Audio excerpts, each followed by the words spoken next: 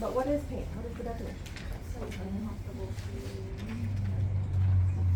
Okay. It's a universal complex and personal experience that everyone that has something of like pain can leave. Oh, well, that's just a big like definition. It's unpleasant sensory and emotional experience associated with actual or potential tissue damage.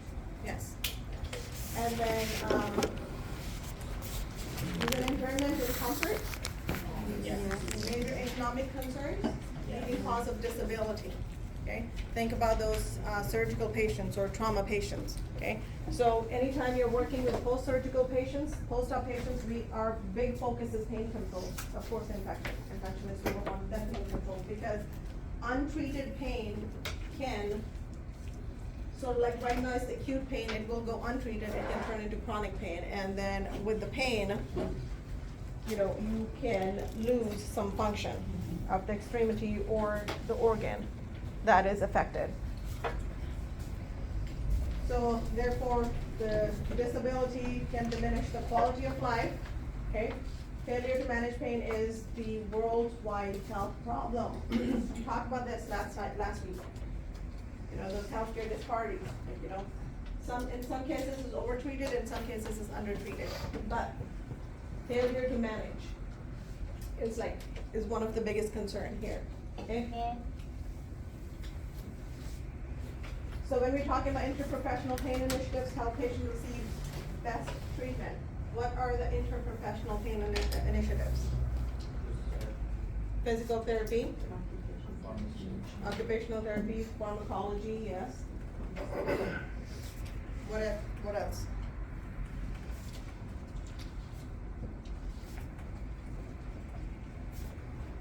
Just the environment, you know, keeping it quiet, comfortable. Definition of pain, so again, this is your key right here. Self-report always is the most reliable indication of pain, okay? If I am in pain, my mom cannot answer on my behalf unless I'm comatose or I'm fine, okay? So pain is always like, you know, self-report is the most reliable indication. Let's say if you're working with a pediatric patient, okay? Yes, parents can give you a number, well, we cannot ask them, like, you know, on 0 to 10, tell me, you know, your child's pain scale, because again, pain is subjective. But then we can look at some objective data, like, you know, how this child is presenting, their physical sign, like, you know, are they guarding any area? Or do they look in distress, you know, are they crying, do they look comfortable? But again, when we talk about like physical manifestations, we have to be culturally sensitive to, like, you know, some cultures, like, you know, they have a very stoic presentation, and they do not believe that, you know, expression of pain is something that is appropriate or acceptable, okay? So we just cannot go by our patients' physical manifestations, like, oh, my patient is looking calm, not crying, they don't look in distress, you know. Just because they do not look in distress or they're not crying or moaning, it does not mean they're not in pain, okay? Use your nursing discretion, use your nursing judgment. If your patient has an open heart surgery 24 hours ago, and you walk into this patient's room, they're just sitting there quietly, not crying, not moaning, not complaining, does this mean if your patient is not in pain? No. No, they are in pain. Think about, like, you know, somebody took like, you know, Black & Decker saw and cut through your sternum. It's painful.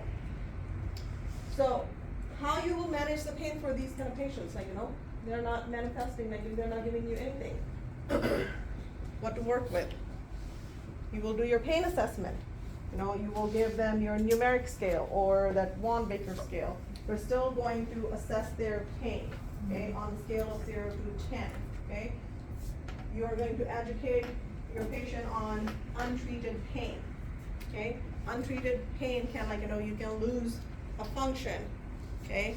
It will cause stress. And what else? Slow healing.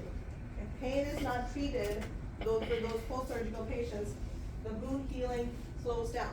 Okay, so you want to educate your patient on that. If you're in pain, let me know. Okay, we have X, Y, and Z interventions. If your patient is scared that I don't want to take any opioids, I don't want to get addicted, again, education, educate your patient. That this is a very controlled environment. We are not dispensing opioids or narcotics, like M&Ms. It's a controlled environment.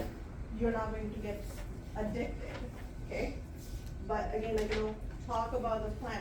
Right now you're paying, post-op day 1, you need morphine, Dilaudid, Oxy. But slowly, do day 2, 3, 4, 5, we will wean you, down from these strong pain medications and down to Tylenol. Okay, the goal is always for these post-op patients to wean them down to any non-opioid medications before they go home. Okay, or less reliable on narcotics. So different kind of pain. We have acute pain and chronic pain. Acute pain is the sudden onset. It just comes from nowhere. Okay, and it could be the result of any tissue injury. Think about that cardiac arrest, MI, chest pain, okay? It is acute pain. It just comes on, and that is the indication of some sort of a disease process, some sort of a trauma, okay? Chronic is a persistent pain. It can last a person's lifetime, okay? Your patient knows how to live with it or how to manage it. This is the pain. Our goal is never 0. My patient will have a score of 0. Okay? Acceptable levels. If your patient's acceptable level is 2, 3, or even 4, if I'm at 4 out of 10, I can still go by my day, do ADLs, and function like a human being, and then 4 is their number. This is where they've been living. Okay? Our goal is never okay, let me get you down to 2 or 0. Okay? This is where they know how to live. So chronic pain is cancer-related pain or non-cancer pain. Just like what you said. At least to be comfortable. At least to the comfortable level. Acute pain again acts as a warning sign. If your patient starts complaining of chest pain, okay, so you will do your assessment, PQRST, okay, and it just came on. That's an indication. This is a warning sign something is going on with my patient. Or that appendicitis pain. Anyone experience appendicitis? Appendicitis? Okay. That's just gonna acute onset. That's just an acute onset of inflamed appendicitis. Pancreatitis. Okay, that's something acute. So that is just like a warning sign. Something is going on with your patient. Something is going inside the body. That is not visible. If it's a trauma, then it's visible. It's still acute. Okay. So we did talk about in the video, activation of sympathetic nervous system. So basically with acute pain, your body goes into fight or flight reaction. Remember these signs and symptoms of fight or flight reaction. Increase in vital signs. Their BP is high, respiratory rate is high, pulse is high, they're tachycardic, they're tachypneic, diaphoretic, dilated pupils, anxious, apprehension, and distress of varying degree. Absence of physiological and behavioral response does not mean the absence of pain. As I said, if they are not manifesting any physical signs, they are not looking in distress, it does not mean they're not in pain. Okay? So acute pain is temporary with a sudden onset and it's easily localized. Okay? Your patient will be able to tell where exactly it's hurting. And from there, it could be radiating somewhere, but it is very localized. And sensory perception of pain changes as injured area heals. Because it's an acute pain. It can go from 10 out of 10 to 2 out of 10. Chronic is your persistent pain, as we talked about. This is where your patient has been living. They know how to manage. They know where they can function. So anything that lasts more than 3 months becomes chronic pain. It's a gradual onset. Some examples of chronic pain. Hilda? Arthritis. What else? Like For nurses. back pain for nurses, yes. Okay. Nerve pain, you know, those diabetic patients, okay? Like diabetes. For diabetic patients, the nerve pain, Juicing. okay, neuropathy, okay? So the character and quality often changes over time, okay?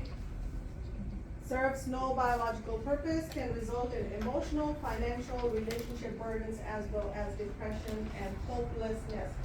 Who wants to elaborate on this? What part? The pain, chronic pain, emotional, financial, relationship burdens, as well as depression and hopelessness. You may not be able to go to work. One person at a time. Let me pick. What's your name? Josh, Josh. Okay, Josh. Let's go back. they are able to perform their daily living. Daily living. Okay. And they always complain of pain, which makes burden for their Loved spouses or ones. loved ones. Mhm. So let's say if I am in pain and I cannot go about my day and come to work, and that puts a burden on my partner, okay? From here, you're feeling like a burden or useless, okay? That is gonna trigger some emotional, like what are the emotions? Depression, hopelessness, anger, okay?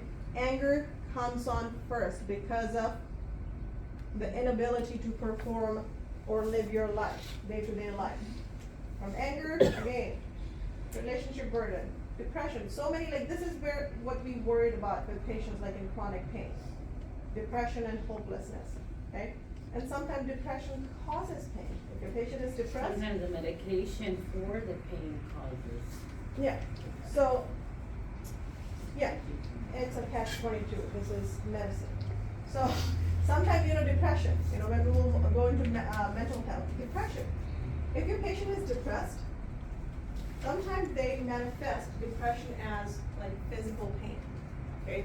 Without any indication of like physical injury or diagnosis, okay? That's why we assess our patients, like, you know, in acute setting, we assess our patients for depression every shift with that PH-Q-9 scale.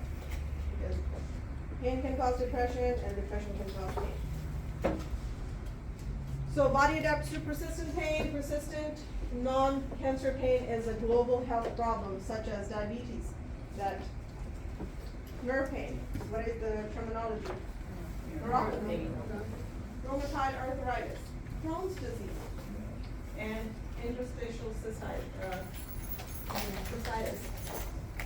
So with the chronic pain is result from, again, this is the cancer, chronic cancer pain, tumor growth, that is compressing on the nerve, invading tissue, and it is kind of metastasizing. So with the cancer, let's say, breast cancer can metastasize to what? Bone, blood, okay? What is the most,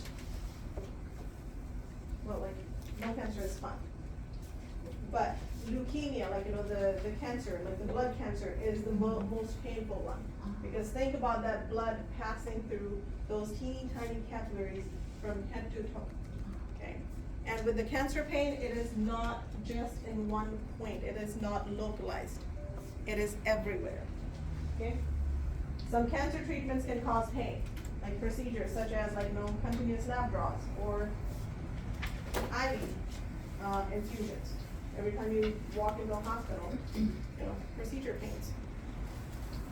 Surgeries to remove tumors or cancer, toxicity from chemo and radiation. So think about, like, you know, that toxic overload in your body.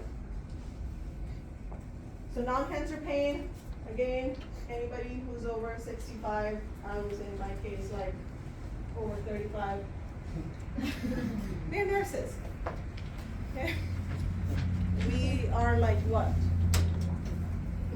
We are like what, 35, in body of 99-year-old. One of my residents turned like 101 like a couple weeks ago, and I'm thinking like, she has less pain and less back issues than I have. Okay. So formally it's called like chronic or non-malignant pain. Most common areas are neck, shoulders, low back. How many of us are familiar? Every morning I wake up. Okay? And And today I was in so much pain, like right here, neck, shoulder, low back pain, like I wake up at 4 o'clock every morning, I don't know why. And I was like, I think we should do a Zoom lecture today.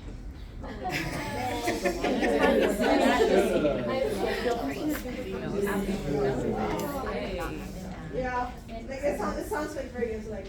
You can also contact me for that. Like, I will oh, let's make do Zoom lecture because I really cannot move my body today, but thanks to coffee, I was able to. Over half of veterans of recent wars have this condition. Why? Why are veterans? First, look at their age. Second, look at, think about the trauma. Okay, maybe they have some sort of a physical trauma during the war, or PTSD, depression. Okay, can cause depression, decreased sense of well-being. Okay, nociceptive pain, we will walk into this chart right here. I like this chart better.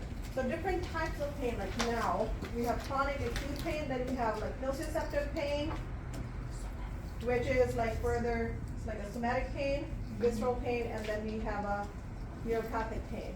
So what is your somatic pain? Somatic, the muscles. Okay, so superficial, skin, subcutaneous tissue. It is localized. The qualities are what?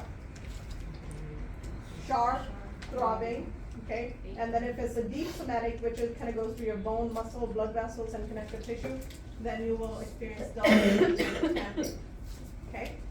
So cramping. Those charming horses. Anybody experience the cramps in your legs, lower legs at night? Like you're sleeping and all of a sudden, charming horses. That is your deep somatic pain into your connective tissue, and that's your dull aching cramping. Like how painful is that? Okay. All right. So then we have our visceral pain. So when we're talking about visceral, what is visceral? Like the organs. Organs. Like Appendix, cardiac, appendicitis. liver, gallbladder. Yeah, gallbladder. So organs and the lining of the body cavities. Okay, it's poorly localized, diffuse, deep cramping or pressure, sharp stabbing. Okay, it could be from chest tubes. Think about those chest tubes where they're sitting. Around your cardiac sac, in your lungs, abdominal, those JP drains. Anybody worked with those JP drains for abscess? Bladder distensions or intestinal distension. Think about that, like fecal infection or like any disease process causing inflammation on your GI tract. So visceral pain is your organ pain. MI, cardiac arrest, MI, that is your visceral pain. This is where your cardiac muscle is hurting. Pancreatitis, that is your visceral pain. Appendicitis, that is your visceral pain. Okay, now we're just kind of looking at the organ itself. It's painful. Now your neuropathic pain, okay? So this is a peripheral or central nervous system nerve fibers. Not bad. Okay? Spinal cord and higher central nervous system. So it's poorly localized. So do assessment on your diabetic patient, like in the long-term diabetic patients. They will complain of burning, tingling, pins and needles, down in their toes or their fingertips. That is your nerve pain. That is your neuropathic pain. Okay? Phantom limb pain. Anybody familiar with the phantom limb pain? Work with a patient. Phantom limb pain. What is phantom? Like above the amputation of the still feel the legs that are burning. Yeah, so the organ is not present, but your patient is still complaining of the pain. Okay, why? Because the nerve endings are still intact. The brain is still sending the signal that there is a pain to the area. There is some sort of inflammation. That is your nerve pain. I can give you my example. When I was pregnant with my son, he was first trimester, and one day I used to work night shift, and then I worked my entire shift with this chest pressure, high chest pain, and mentioned that I was a cardiac nurse and working on the cardiac floor. And let's push through this. Okay, I think I'm fine. I can have a cardiac arrest after this. right? Maybe I need to sleep. I went home, slept, got up, nothing. The pain was getting worse. I ate some food, it got even worse, alright? Went to a year, long story short, I thought I was having an aortic dissection because I had all the symptoms, like, they're like, if you will start working in a specialty, you'll diagnose yourself with those diagnoses. I was like, I'm having aortic dissection, and I went to, there's like only one big hospital, so everybody knows me, and I was like, why are you here? It's like, I'm having aortic dissection. So, just kinda, so my ER doctor, my team, they did a full cardiac workup on me. There's nothing wrong with my heart. Are you having heartburn? No, Bad? no, no Acid heartburn, reflux? no. And it came to find out, like, I was passing a gallstone. Wow. So, well, ended up having a surgery. It's been 4 years. My son is 4.5 now, so it's been like, let's say 4.5 years or 5 years now since I had my gallbladder removed. But anytime I eat food high in fat, I get the same pain. Why? That's the phantom pain. Do I have a gallbladder? In the beginning, I didn't know any better. But then again, it's like, well, I knew what phantom pain was, but then again, you don't know your own body. And my surgeon is like, no, because the sphincter is still intact. And anytime you eat food high in fat, your brain is telling gallbladder to pump that bile to digest the fat. So anytime the sphincter is contracting for gallbladder to, pump out that bile, you're feeling this pain. So up until like now, I can't eat food high in fat. The sacrifice was not worth it. So, nociceptive pain transmission. So, in that video, we talked about transduction, transmission, perception, modulation. I'm not going to go into this whole anatomy physiology, just read over this slide and get familiar how the pain pathways work. Assessment. Gold standard. What is the gold standard?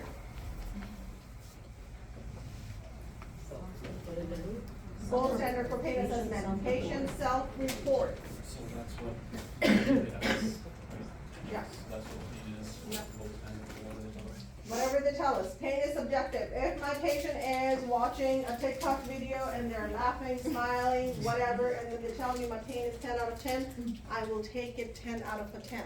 I'm not going to talk them out, okay? Maybe I can do further investigation, okay? But whatever your patient tells you, that's what their pain level is, okay? Nurses' roles: accept patient self-report, serve as their advocate. If you think your patient needs some education on how they're perceiving their pain, maybe like 10 out of 10, it's kind of like their gold standard answer for pain now. We can just kind of ask them, tell me the quality, characterize your pain, where it is, okay, when it hurts the most, okay, what makes it better, just to kind of have them shift their gear. Again, we're not talking them out from 10 out of 10, but we're kind of like having them look at from a different perspective. Maybe this is like, if I will say 10 out of 10, that's the only time a nurse will bring me pain medication. If I will go lower, they're not. So sometimes your patients are scared. So educate your patients so we can have proper assessment. Act promptly to relieve pain. If your patient tells you, I'm in pain right now, don't have them waiting for like the next 30 minutes or 2 hours, okay? For acute pain, or post-surgical pain, patients, we have narcotics, then we have like non-narcotic medication. So we always kind of cycle through those medications. We give, let's say, Tylenol for pain, like, right now, if my patient is telling me, or let's say like Oxy, let's start with Oxy. Give them Oxy, at our, at like 1600. And this is to kind of like manage their pain for next 4 hours, but let's say like 2 hours later, your patient is like, well, it is not severe, but then I can feel it coming back, okay? My scale is not 8 out of 10, but it is somewhere like 4 or 5, it's getting uncomfortable. If you will let your patient sit here, okay? Because you cannot have oxy for next 2 hours, what's going to happen? This pain is going to get worse and it will be hard to control and bring it back down. So we can get something for breakthrough pain, Tylenol, okay, or any like non-opioid medication that we have, okay? And respect patients' values and preferences. Okay, let's take a 5-minute break.